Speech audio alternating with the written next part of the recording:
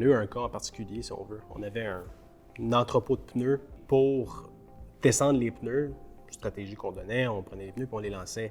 Puis nous, ce qu'on faisait pour empêcher que quelqu'un reçoive un pneu sur la tête ou se blesse, parce qu'un garage parfois peut être bruyant, fait que ça se peut qu'ils n'entendent pas ou ne portent pas attention ou attention. Ce qu'on mettait, c'est qu'on avait une pancarte en caoutchouc qu'on descendait avec des cordes pour avertir il y a quelqu'un qui passe de ne pas passer. On a eu des visites des aviseurs de la CNESST.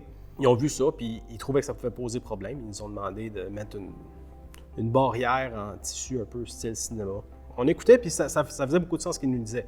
Il y avait moyen de faire mieux.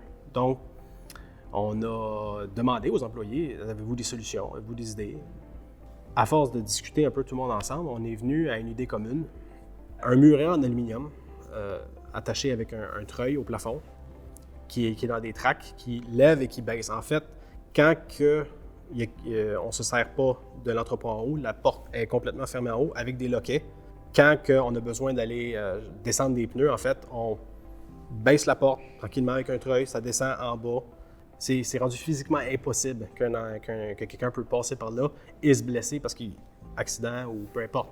Donc, ça, c'est une stratégie qui est une idée commune qui venait des employés du garage qui ont proposé ça à l'employeur. On en a discuté, l'employeur a adoré l'idée. On en a parlé, je pense, 48 heures après la modification a été faite.